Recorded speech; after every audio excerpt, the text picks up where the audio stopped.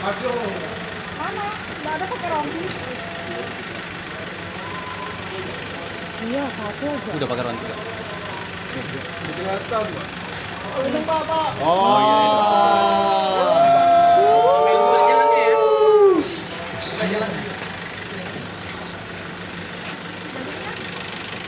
Wow.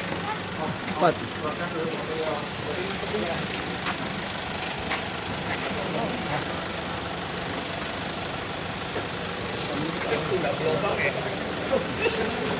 Ya, foto dulu, foto. Foto dulu. Gimana dia? Gelap tuh. Cuy.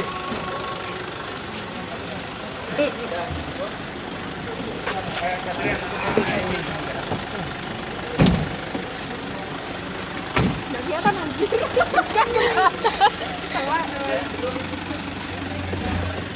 Biar kan. Masa kupu-kupu dulu aja kau.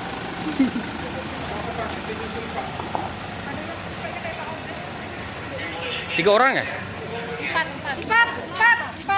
Yang tua satu.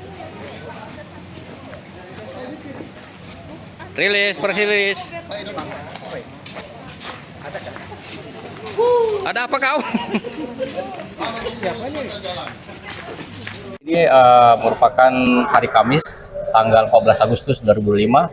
Setelah menunggu kurang lebih 6 atau 7 bulan pasca penggerebekan kantor PU terkait dengan kasus BPSDM yang ditengarai terjadi korupsi di sana, maka pada hari ini Kejaksaan Negeri Kabupaten Bulungan menetapkan 4 tersangka, 1 dari ASN dan 3 diantaranya dari pihak swasta.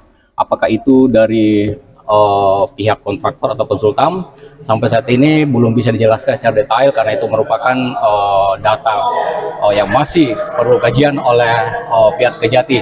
Namun pada saat ini setelah ditetapkan tersangka, keempat tersangka diantaranya sudah dibawa ke tahanan sementara untuk menjalani hukuman sementara, dan saat ini telah terjadi tadi press release dari PLT Kejati Kalimantan Utara, dan diantaranya mengatakan bahwa kerugian negara diperkirakan mencapai 2 miliar lebih, dan salah satu yang menjadi garis bawah dibawahi di sini yang membuat para tersangka ini menjadi pesakitan karena beberapa hal, diantaranya adalah tidak transparansi, kemudian perusahaan pekerjaan yang tidak tuntas, dan juga terjadi laporan fiktif yang tidak dilaporkan secara kontinu atau berkala kepada pihak berwajib.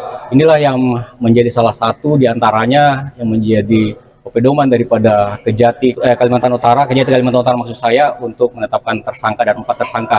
Dan hingga saat ini kita masih menanti lagi beberapa data-data yang akan dipaparkan oleh Kejati Kalimantan Utara. Namun press release tadi diikuti oleh beberapa wartawan dan juga beberapa praktisi dari LSM yang terkait masalah korupsi. Dan kita menanti saja perkembangan berikutnya. Yang jelas pada saat ini sudah dilakukan tersangka terhadap pembangunan proyek gedung BPSDM yang berada di Jalan Jelarai atau tepatnya di Komplek Korpi, yang menetapkan 4 tersangka, sekali lagi 1 dari ASN dan 3 dari swasta.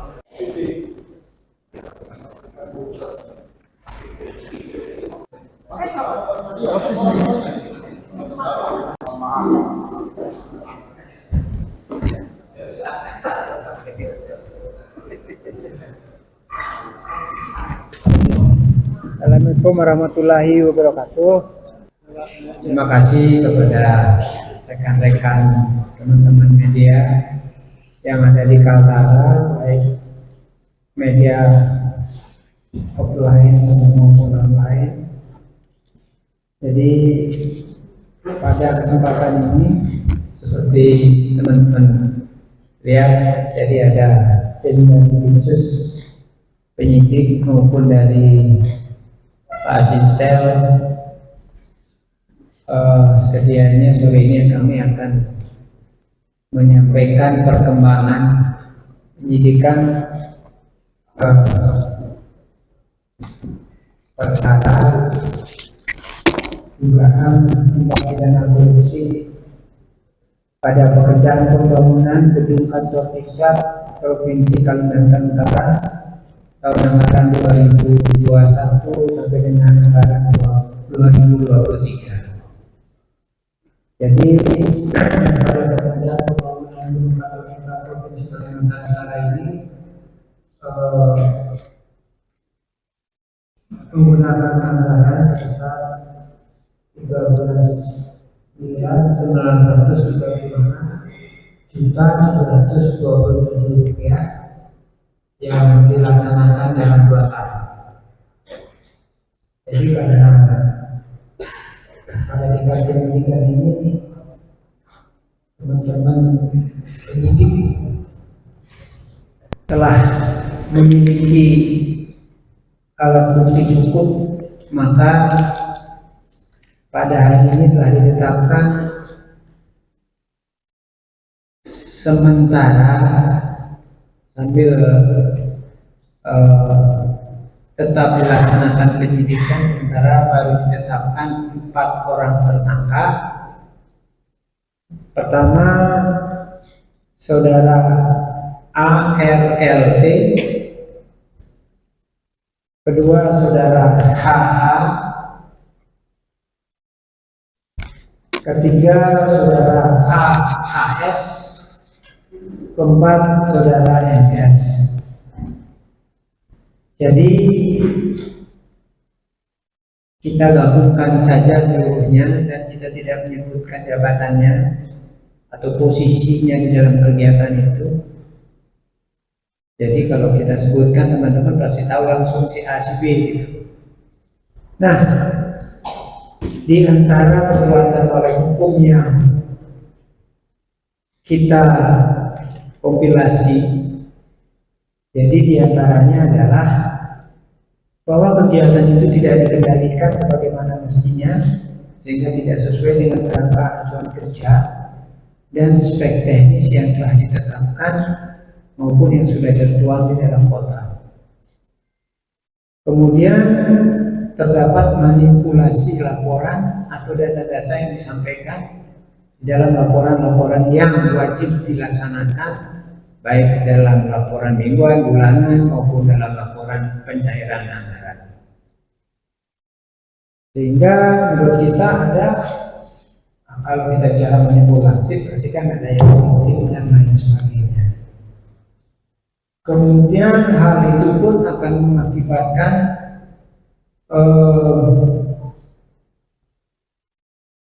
pantauan atau kenyataan di mana progres pekerjaan tidak dilaporkan sebagaimana mestinya.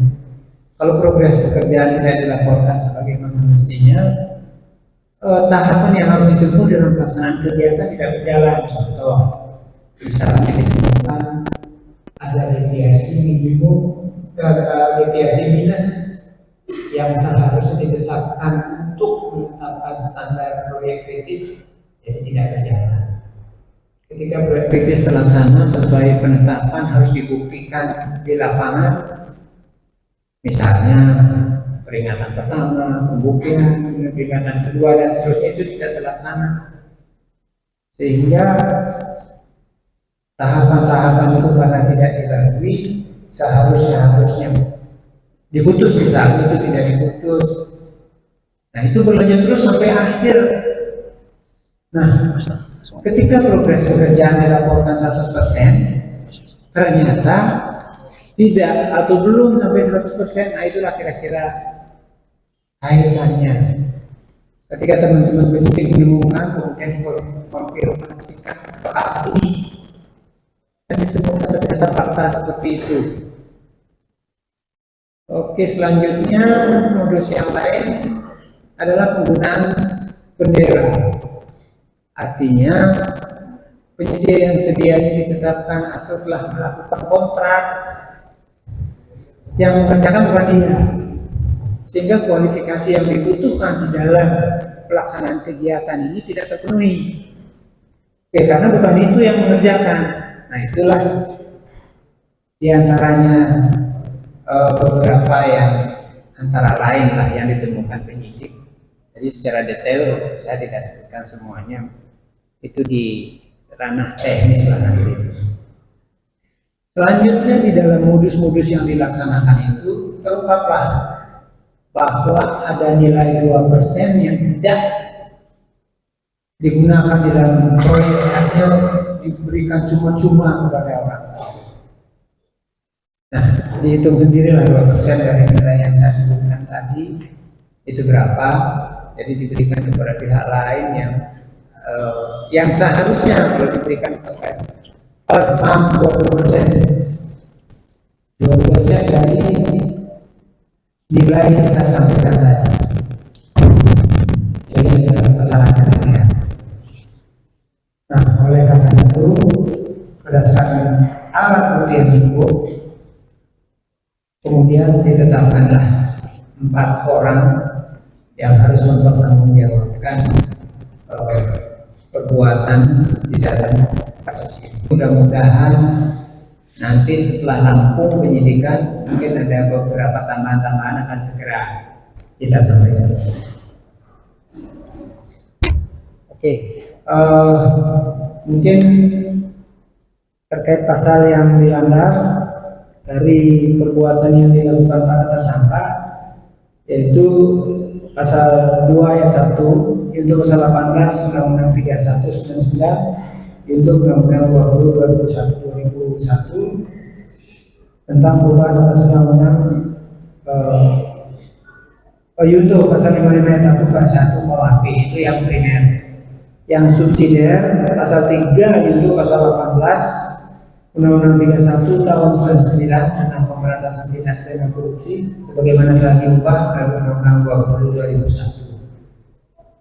Untuk pasal 55 ayat 1 pasal 1 KUHP. Jadi ada penyertaan di situ karena pelakunya lebih dari 1 orang, sehingga karena peranan bersama-sama di antara mereka maka terwujudlah tindak pidana korupsi. Ya, terima kasih. Saya ingin membawa dari pihak perkara. Yang pertama dari 4 tersangka yang telah ditetapkan tadi itu perannya masing-masing seperti apa. Kemudian mereka itu semuanya ASN atau ada dari pihak lain selain ASN. Dan yang terakhir mungkin tak selanjutnya setelah ini seperti apa. Terima kasih. Siapa? Ya, Pak Kasih, saya Victor dari Voice of Indonesia. Tadi saya coba ingin bertanya, berdasarkan dari pukul 9 sampai dengan pukul 16 baru keluar hari ini Pak tadi para tersangka, kira-kira apa saja yang sudah diperiksa ke mereka sampai agak cukup lama kalau itu yang pertama. Kemudian kita semua sudah tahu atau orang sudah tahu bahwa salah satu tersangka adalah dari Makedon, itu yang dari PU. Kemudian yang 3 tersangka lain lagi, apakah ini pihak ketiga dari perusahaan mana atau memang mereka juga bukan dari instansi pemerintah Pak? Dua pertanyaan Pak, terima kasih. Assalamualaikum warahmatullahi wabarakatuh. Saya Alek dari Jurnal menanyakan terkait ini tahap berapa aja yang menang dalam proses ini kan? Karena ada 3 tahap tuh ya tadi yang saya sampaikan tadi kan. Terus bagaimana dengan fungsi pengawasan kata Bapak tadi kan tidak ada kesesuaian dari proses laporannya Pak. Terus kan pasti ada di dalam proses itu kan ada konsultan pengawas dan sebagainya, itu gimana Pak dengan tindakan mereka yang sebelumnya? Mungkin itu aja Pak. Terima kasih. Ya Pak, saya harapkan dari angka dari 4 tersangka ini Pak bisa diceritakan sedikit perannya seperti apa, terus dari 4 tersangka ini berapa kerugian negara terus dari pagu yang ada, terus masing-masing tersangka ini mendapatkan data dari pagu yang ditetapkan kemarin sebanyak 13 tidak tepat, mereka dapat berapa, masing-masing mereka dapat berapa, terus sampai dari pihak berapa sih mereka kasus korupsi itu. Terima kasih. Sementara itu cukup Bapak sudah 5 penanya. Oke, saya coba jawab ya. Masalah teknis pertanyaan memang tidak bisa dijawab, sementara belum bisa dijawab semua. Terkait dengan beberapa asas yang harus kita taati juga. Terus Kedua, karena ini pemeriksaan masih berjalan, jawaban-jawaban itu mungkin nanti akan terjawab kemudian. Tapi sementara sekarang saya jawab secara umum saja dulu, karena ketika kita akan menyampaikan jawaban itu akan ada beberapa tindakan ke depan yang masih akan kita lakukan. Kita khawatir juga harus membuat strategi tertentu lah.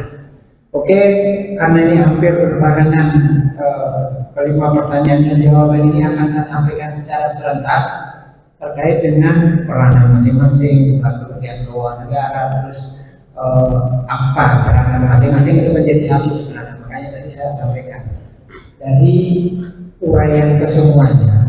Kalau kita memahami bagaimana pasal 55 ayat 1 ke 1 itu adalah semua pihak memiliki peranan. Walaupun peranan itu tidak seimbang besarnya atau tidak sama besarnya di antara mereka, tapi peranan itu cukup membuat menjadi terjadinya tindak pidana ini.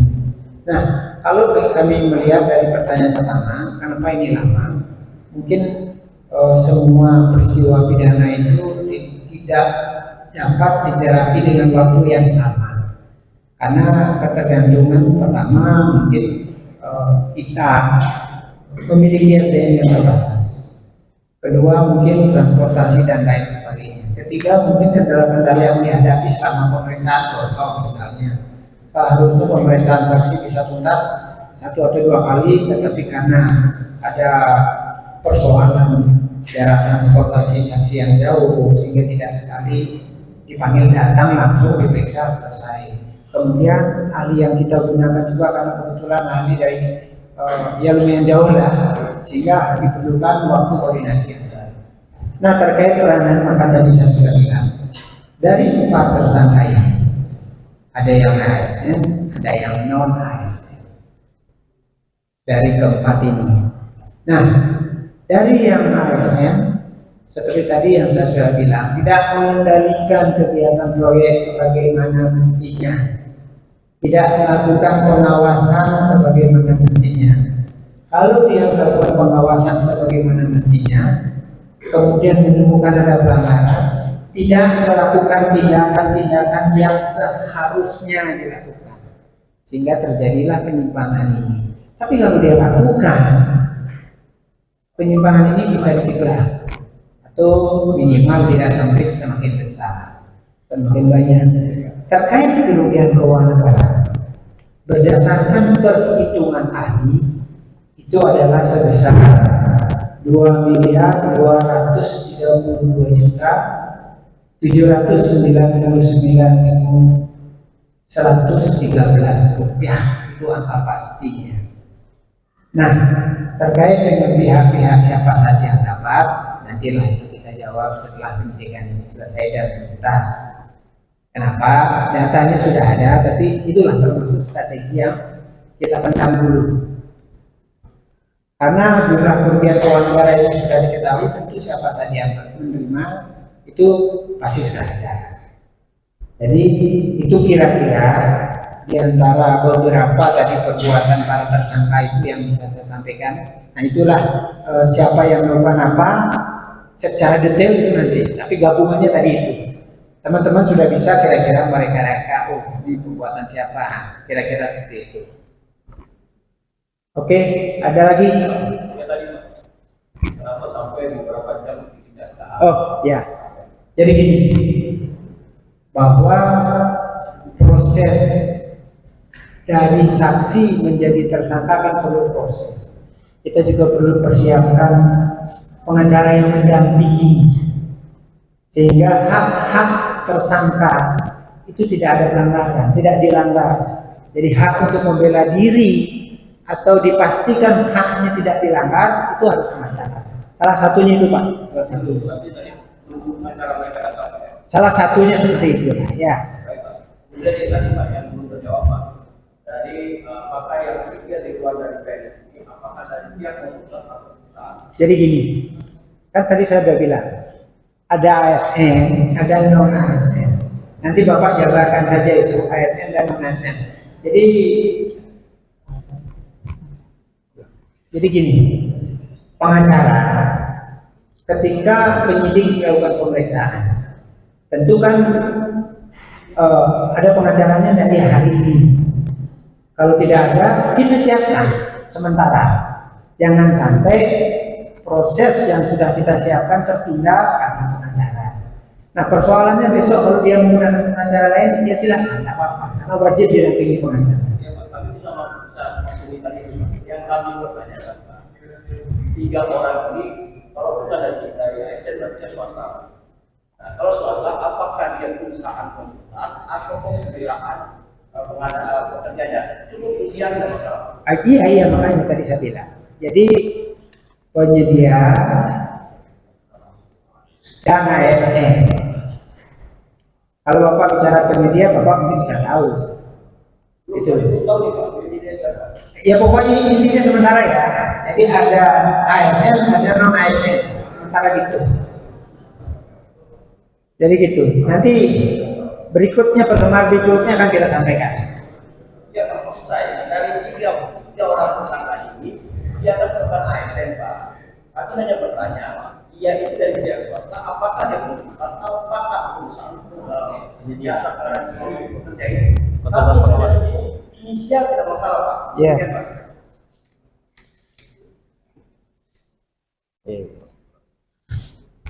Jadi gini Pak, kalau nanti kita terlalu panjang berdebat, ketika kita bicara, ini contoh saya kasih tahu, untuk menghindari berkurangnya pemberian status kepada mereka, terutama di dalam praduga tidak bersalah. Ketika saya nanti mengatakan jabatannya, otomatis saya menunjuk orangnya. Itu loh. Karena kenapa? Contoh, salah satu misalnya di situ saya sebut selaku A, Bapak pasti sudah tahu selaku A itu si ini gitu loh. Makanya saya bilang satu selaku ASN, satu pihak selaku ASN, pihak lain selaku non ASN. Nanti Bapak akan tahu. Nanti Bapak ketika nanti keluar misalnya itu Bapak akan tahu sendiri. Jadi tidak perlu saya menyebutkan dia selaku apa, cukup saya sebutkan satu pihak ada ASN dan non ASN. Ini untuk mengimbangi praduga tidak bersalah. Itu loh.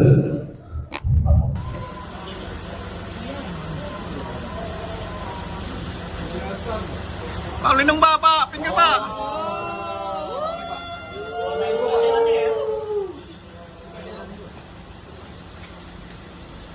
Banyaknya? 4.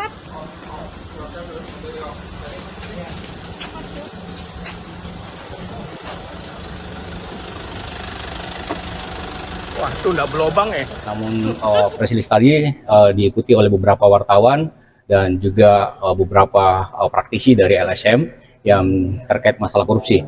Dan kita menanti saja perkembangan berikutnya. Yang jelas pada saat ini sudah dilakukan tersangka terhadap pembangunan proyek gedung BPSDM yang berada di Jalan Jelarai atau tepatnya di Komplek Korpi yang menetapkan 4 tersangka.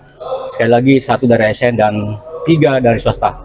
Dari Pengadilan Negeri Kalimantan Utara, M. Sakir melaporkan.